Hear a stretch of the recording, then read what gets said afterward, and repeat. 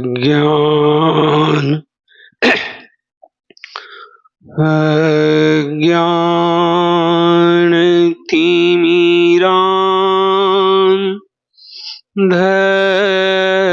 अज्ञानतिमिरान्धस्य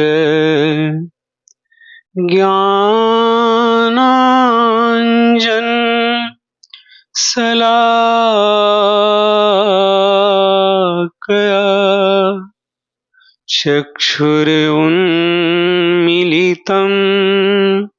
येन तस्मै श्री गुरुवे नमः। अज्ञानता के अंधेरे से बंद पड़ी मेरी आंखों को जिन्होंने ज्ञान की काजल तिल्ली लगाकर खोल दी है, ऐसे समर्थ गुरु के चरणों में मैं प्रथम वंदना करता हूँ। त्यागमयी, स्नेहमयी, करुणामयी पूज्या माता जी, जिनके स्नेह सिंचित आंचल से इस दिव्य चेतना धर्म की वाटिका में ज्ञान के पौधे लहलहाते नजर आ रहे हैं, ऐसे मां के चरणों में कोटिशः वंदना करता हूँ। हमारे बीच में बैठे हुए श्रद्धेय आचार्य श्री नीजू भाई साहब के चरणों में सादर वंदन करता हूँ। हमारे पंक्ति में बैठे हुए दिव्य चेतना के नवस्तंभ शिक्षक वृंद आप सबों के चरणों में सत सत नमन है। सत्संग सभा में उपस्थित तमाम आत्म जिज्ञासुओं, माताओं, बहनों, बुजुर्गों एवं राष्ट्रीय चेतना के जागृत बच्चे, मैं आप सबों को अपनी ओर से और दिव्य चेतना परिवार की ओर से हार्दिक स्वागत करता हूं, वंदन करता हूं, अभिनंदन करता हूं। आज हम लोगों के लिए सबसे पवित्र दिन है। पवित्र दिन होने का जो सबसे बड़ा कारण है कि इस तिथि को ही हमारे समर्थ गुरु स्थूल शरीर को छोड़कर उस ब्रह्मांडीय ऊर्जा से ओतप्रोत कण कण की सत्ता में विलीन हुए और उस ब्रह्मांडीय ऊर्जा से आज भी हम सबों को वही लाभ दिखाई पड़ता है जो लाभ गुरु महाराज साहब के शरीर रहते मिलता था। यानी जिस वादा को गुरु महाराज साहब ने हम सबों के सामने रखा था कि मैं शरीर से विदा हो रहा हूं इसलिए कि यह संसार का नियम है, उस नियम को मैं पूरा कर रहा हूं, लेकिन तुम लोग ऐसा नहीं समझना कि मैं कहीं दूर दराज चला जा रहा हूं, बल्कि वह आत्मिक ऊर्जा जो बदलकर ब्रह्मांडीय ऊर्जा में जा रही है, वह तुम्हारी सत्संग सभा में हमेशा विद्यमान रहेगी। और जहां कहीं भी हमारी सभा होती है, वहां हम अपनी नग्न आंखों से देखते हैं कि वह शांति, जो शांति गुरु महाराज साहब के समय में मौजूद होता था, वह शांति आज भी उसी तरह बरकरार है। यही पहचान है समर्थ गुरु की। इस संसार में गुरु तो बहुत आए और गए, लेकिन हमारे गुरु महाराज साहब ने जो इस अध्यात्म विद्या की नई कड़ी जोड़ी और जो साधना की नवीन शैली प्रदान की, यह शैली पूरे विश्व में कहीं दिखाई नहीं पड़ता है, कहीं दिखाई नहीं पड़ता है। यदि हम सब गुरु महाराज साहब की बताई हुई विधि से सुबह शाम साधना करते हैं तो आपको निश्चित पता चलेगा कि वास्तव में गुरु महाराज साहब ने कितनी बेशकीमती चीज हम सबों को दिया है।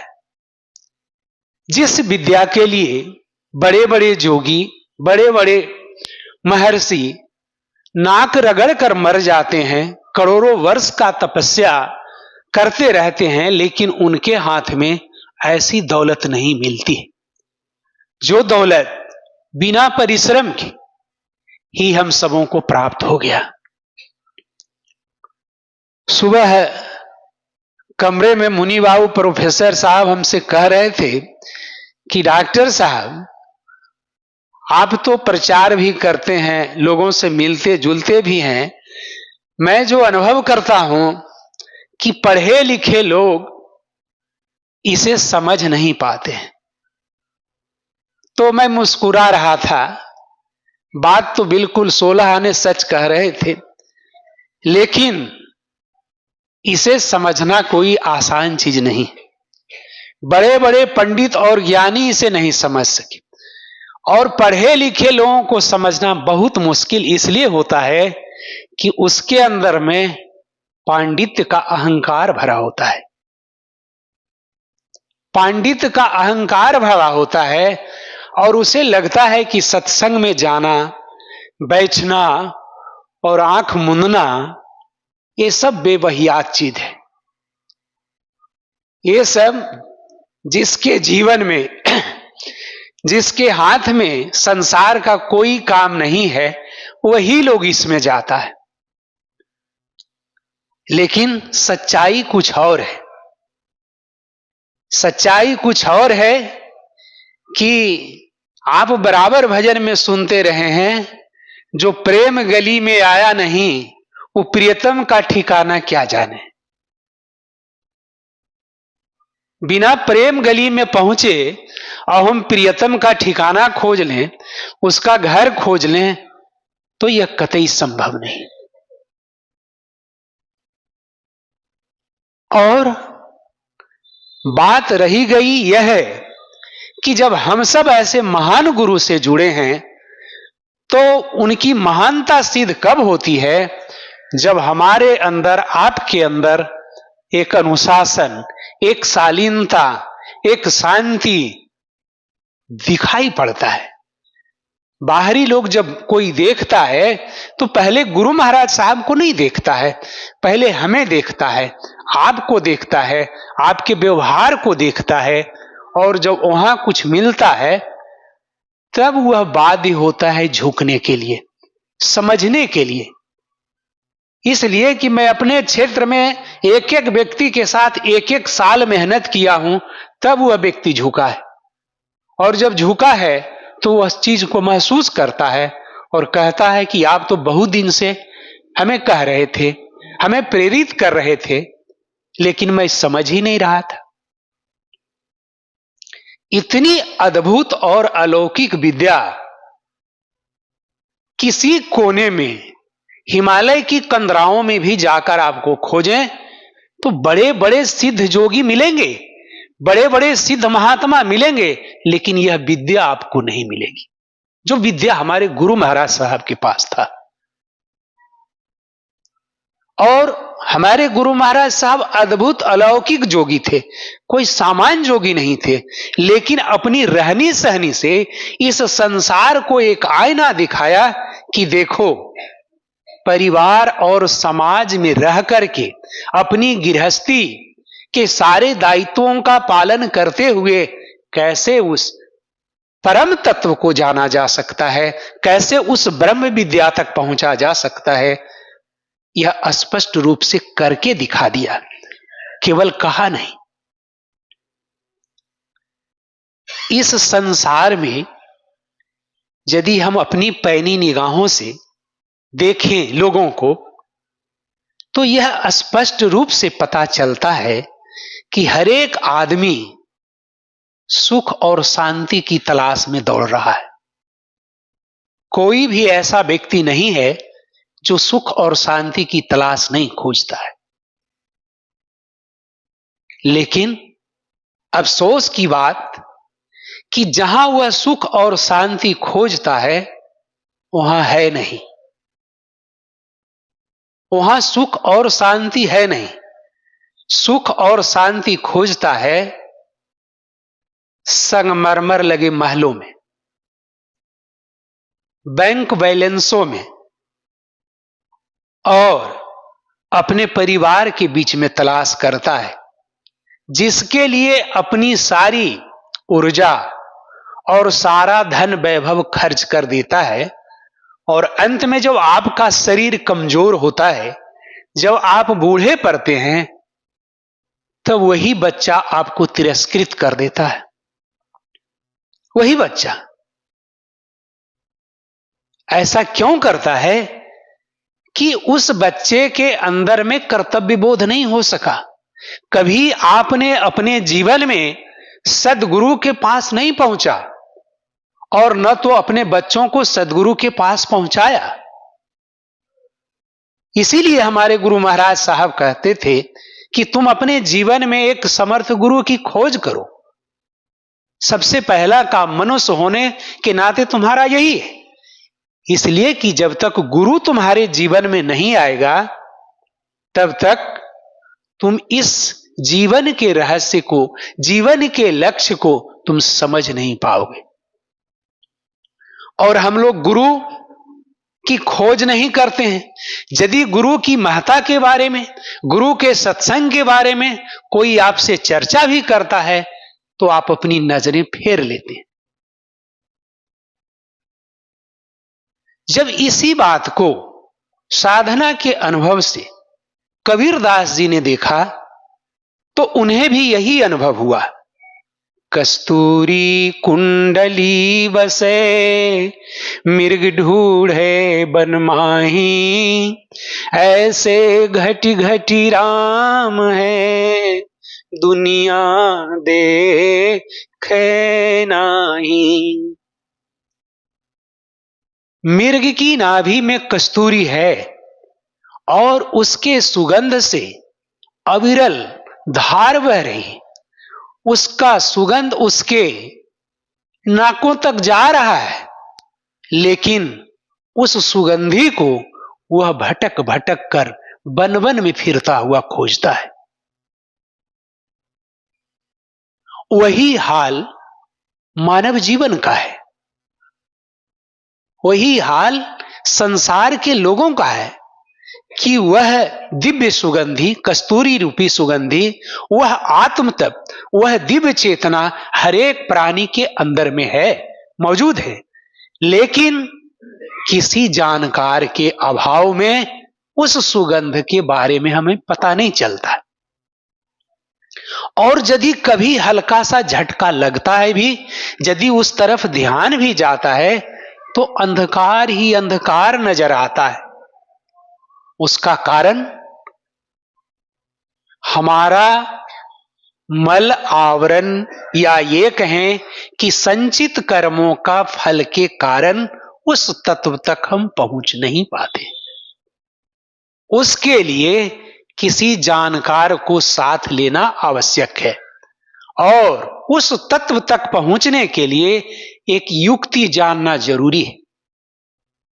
जब तक हम कोई युक्ति नहीं जानेंगे, तब तक के हम वहां तक नहीं पहुंच सकते। इस तरह से मल आवरण हटाकर उस परम तत्व के समीप पहुंचना, दर्शन करना और उसकी सुगंधी प्राप्त कर लेना ही साधना है। और किसी समर्थ गुरु के पास जाकर उनकी बताई हुई विधि से नियमित साधना करना हमारा धर्म है, हम मानवों का कर्तव्य है। और यदि हम ऐसा नहीं करते हैं, तो हम मानव कहलाने के अधिकारी नहीं। हमारे गुरु महाराज साहब ने हम सबों को वही जुक्ति दी, कोई दूसरी जुक्ति नहीं बताई। वही जुक्ति बताई जिस जुक्ति के सहारे, जिस साधना के सहारे उस सुगंधी तक हम सब भी पहुंच सकते हैं, उस परम तत्व को हम सब भी जान सकते हैं। बात रह गई कि जो साधक सुबह शाम अपनी साधना नियमित करते हैं, मैं आप सबों से गुजारिश किया था कि वैसे साधक जो सुबह शाम साधना करते हैं, वह 5 मिनट के लिए समय अवश्य निकालें 24 घंटे में, और अपना आत्मनिरीक्षण करें और ऐसे समर्थ गुरु की ओर अपना मुख करके बैठें और अपने आप से प्रश्न करें कि वास्तव में हमारे गुरु महाराज साहब ने ये जो अद्भुत अलौकिक साधना दी है वह हमें क्या प्रदान करता है, वह हमें क्या देता है। तो आपकी आत्मा से एक आवाज आएगी, निकलेगी कि बेटा यही जुक्ति है जिससे तुम भवसागर पार कर जाओगे। तुम्हें किसी पंडित औलिया ओझा गुनी के पास जाना नहीं पड़ेगा, बल्कि यही साधना तुम्हें इस लोक को भी सुगम बना देगा और परलोक को भी सुगम बना देगा। बशर्ते मंत्र जाप मम दृढ़ विश्वासा पंचम भजन सो वेद प्रकाशा। यदि तुम्हें गुरु के वचनों में दृढ़ विश्वास है तो, और यदि डगो मगो डोल डाल है तो उसमें निश्चित है कि तुम गिरोगे ही गिरोगे, तुम्हें कोई नहीं बचा सकता है। अगर बात बनाने की प्रवृत्ति तुम्हारे अंदर रही तो निश्चित है कि तुम गिर जाओगे, पतित हो जाओगे। उसमें गुरु का कोई दोष नहीं, उसमें गुरु का कोई दोष नहीं। इसीलिए गुरु कहता है कि तुम यदि मनुष्य तन को धारण किए हो, तुम अपने जीवन में गुरु की अवश्य खोज करो। जब साधना की अवस्था से रैदास जी ने इसको देखा तो रैदास जी ने कहा कि मन चंगा तो कठौत में गंगा, मन चंगा तो कठौत में गंगा। यानी जब हमारे हृदय पर से मल आवरण हट जाता है तो यह हमारे और आपकी जो भेद दृष्टि है वह भेद दृष्टि मिट जाती है। और फिर संसार में जितने लोग बैठे हैं, चाहे वो आदमी हो अथवा पशु हो, सब में वही परमात्मा का दृश्य कन कन में दिखाई पड़ता है। जब इसी दृश्य को स्वामी रामतीर्थ ने देखा साधना की अवस्था से, तो रामतीर्थ ने कहा, जिधर देखता हूं उधर तू ही तू है, कि हर सै में जलवा तेरा रूबरू है। इतनी अलौकिक बात है। उसी साधना की अवस्था से जब गोस्वामी तुलसीदास जी ने देखा तो कहा, सिया राम मैं सब जग जानी, करऊं प्रणाम जोरी जुग पानी। संसार के सारे प्राणियों के सामने हाथ जोड़कर वंदना कर रहे हैं और प्रत्येक प्राणी में राम मैं, केवल राम का ही दृश्य दिखाई दे रहा है, केवल राम का ही दृश्य दिखाई दे रहा है। ये किसका कमाल है? यह कमाल है समर्थ गुरु की दी हुई साधना का। साधना करते करते व्यक्ति की जब साधना परिपक्व हो जाती है तो वह अवस्था आने लगती। अब आप जरा सा मिलान करके देखें कि कितना महान गुरु का दरबार हम सबों को प्राप्त है। क्या सचमुच हम सब गुरु महाराज साहब की बताई बातों पर वही श्रद्धा, वही निष्ठा और वही विश्वास से चल रहे हैं? और यदि आप चल रहे हैं तो मैं दावे के साथ कहता हूं कि आपकी दोनों जहां बन रही है। आपका यह संसार भी बन रहा है और वह संसार भी आपका मार्ग प्रशस्त। कोई आपको इस संसार में रोकने वाला नहीं, कोई नहीं रोक सकता। लेकिन यदि हमने गलती से अपने अंदर अहंकार पाल लिया तो ऐसे विद्या को पा करके भी हम खो देंगे, ऐसे विद्या को पा करके भी हम खो देंगे। आइए एक छोटा सा घटनाक्रम आपको बताते हैं जो रैदास जी से संबंधित है। रैदास जी अपने समय के बड़े समर्थशाली संत थे और इनकी जस कीर्ति संसार में फैली हुई थी। बहुत दूर दूर से लोग इनसे मिलने के लिए आते थे, वही सुगंधि को प्राप्त करने के लिए। उस आत्म तत्व की सत्ता से जो प्रकाश निकलता था उस प्रकाश में डूबने के लिए। एक बार की बात, आपको गोरखनाथ जी भी इनकी जस कीर्ति को सुने और गोरखनाथ जी काशी पहुंच गए रैदास जी के पास। तो जब रैदास जी के पास पहुंचे तो देखे क्या कि रैदास जी अपने कामों में एकदम तल्लीन है, बिल्कुल तल्लीन है, जरा सा भी उधर इधर नहीं। लेकिन रैदास जी अपने कामों में तल्लीन होते हुए भाव की ऊंची अवस्था में डूबे हुए थे, यानी परम तत्व की अवस्था में लय थे और अपना जूता सीने का काम भी कर रहे थे। और जब गोरखनाथ जी ने आया तो आवाज लगाई, अलख निरंजन। जब अलख निरंजन की आवाज रैदास जी ने सुना तो नजरें उठाई तो गोरखनाथ जी ने जो भिक्षा का पात्र था उस पात्र को उनके सामने बढ़ाया और कहा कि मुझे जल पिलाओ। तो रैदास जी ने जो कठौती में जल था जिससे चर्म को भिंगाते थे, उस कठौती से ही जल लेकर उनके भिक्षा पात्र जो था उसमें भर दिए।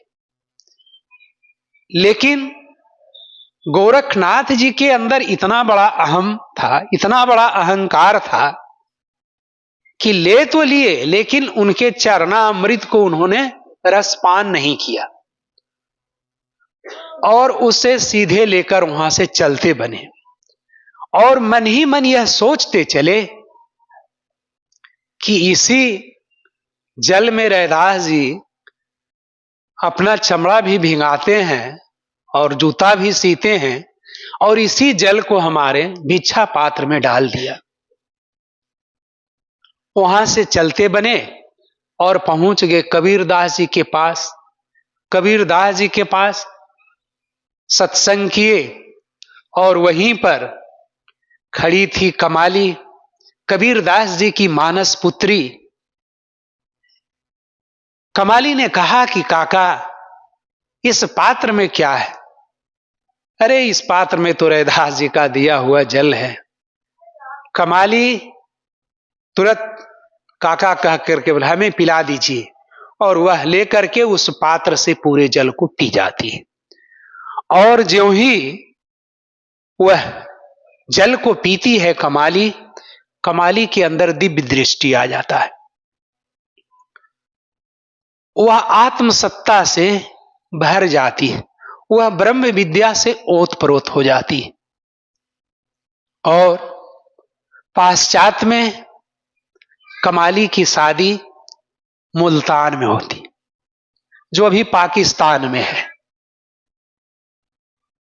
तो सत्संग वगैरह किए, उसके बाद गोरखनाथ जी चले गए। लेकिन गोरखनाथ जी भी अपने गुरु का प्रचार करते थे सत्संग के माध्यम से, और उनका संप्रदाय था नाथ संप्रदाय। तो नाथ संप्रदाय का प्रचार करते करते संजोग से ये मुल्तान चले गए।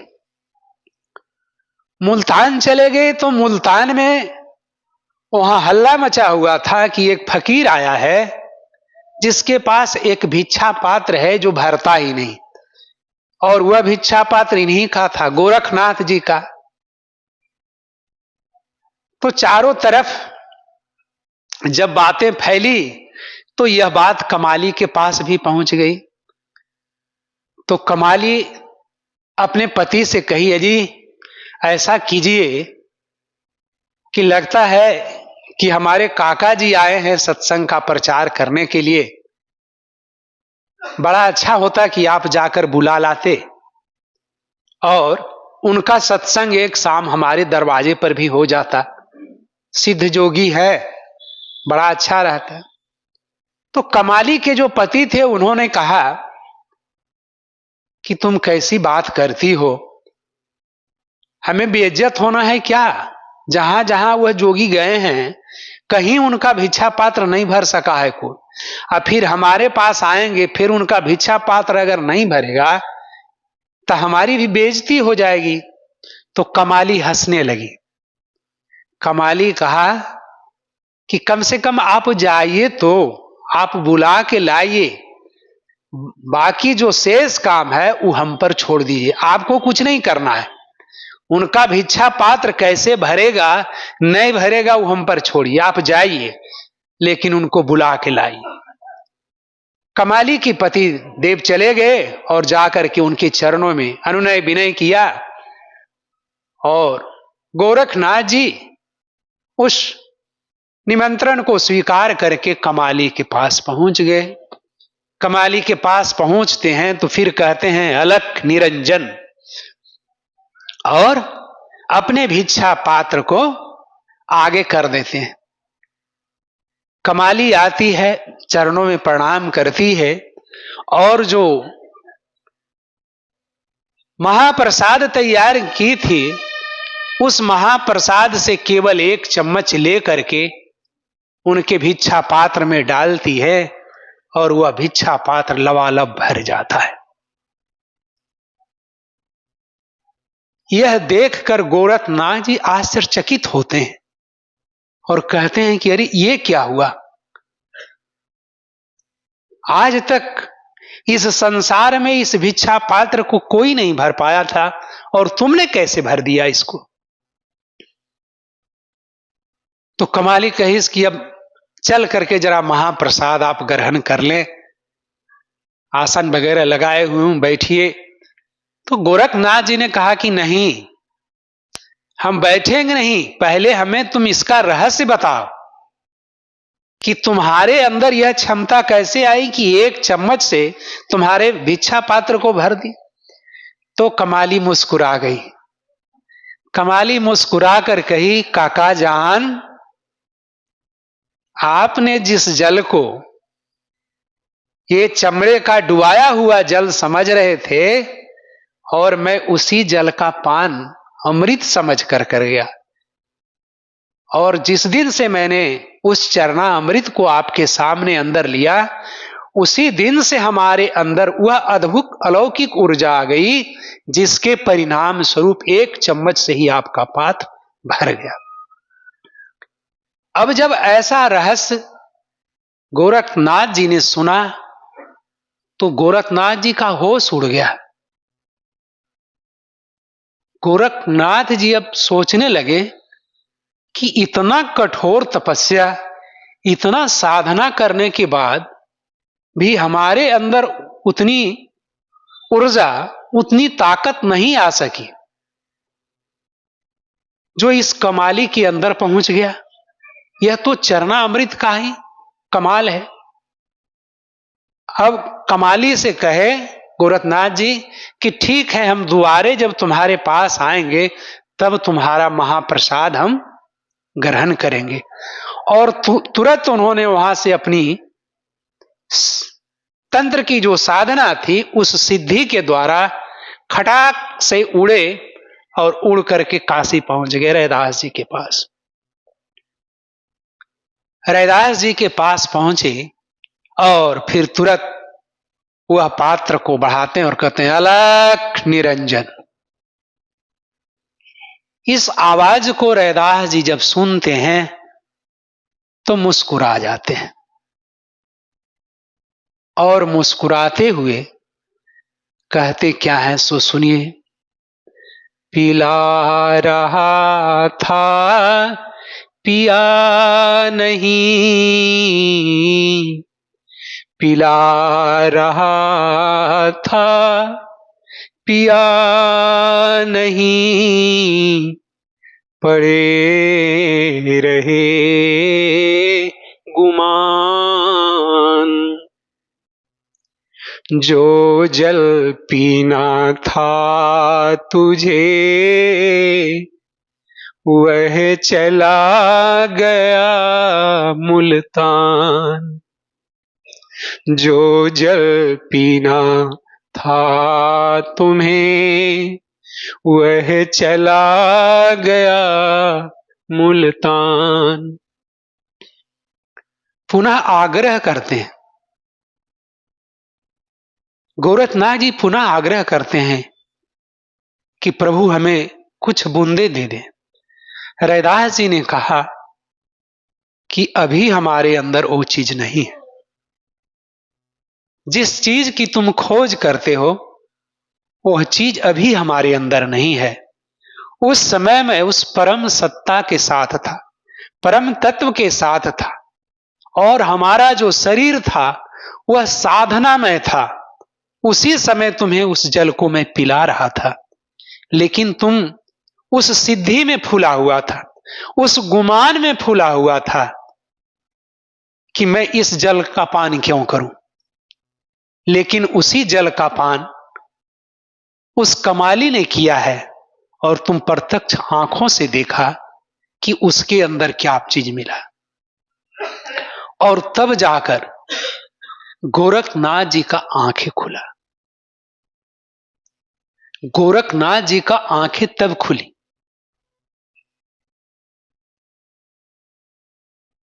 क्या यह सच नहीं है कि वही अवस्था से गुरु महाराज साहब हम सबको भी पिला रहे थे?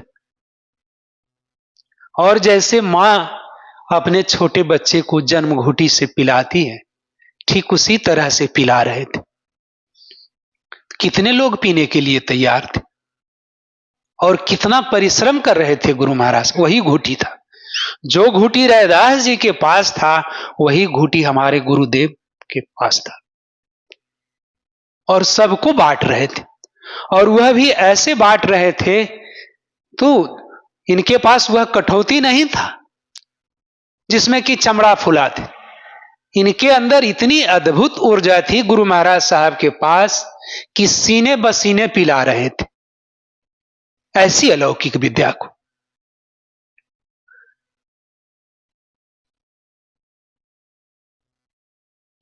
अब इस छोटी सी कहानी से बात छनकर क्या आया, निष्कर्ष क्या निकला कि यदि हठ जोग की सरिता में कोई साधक करोड़ों वर्ष तपस्या करके लोटा भर भी डुबा ले और उसे पी जाए तो उसका अंतःकरण सूखा का सूखा रह जाता है। पहला निष्कर्ष। दूसरा निष्कर्ष, अगर समर्थ गुरु के सत्संग में एक पल का भी, एक चुल्लू भी अगर उस अमृत तत्व का जलपान किया जाए तो वह आत्म विभोर हो उठता है और उसके अंदर ज्ञान भर जाता है। उसके अंदर का सारा संशय मोह भ्रम दूर हो जाता है, मिट जाता है। और एक दिन वह भी यही कहने लगता है कि जिधर देखता हूं उधर तू ही तू है, कि हर शय में जलवा तेरा रूबरू है। ओम शम।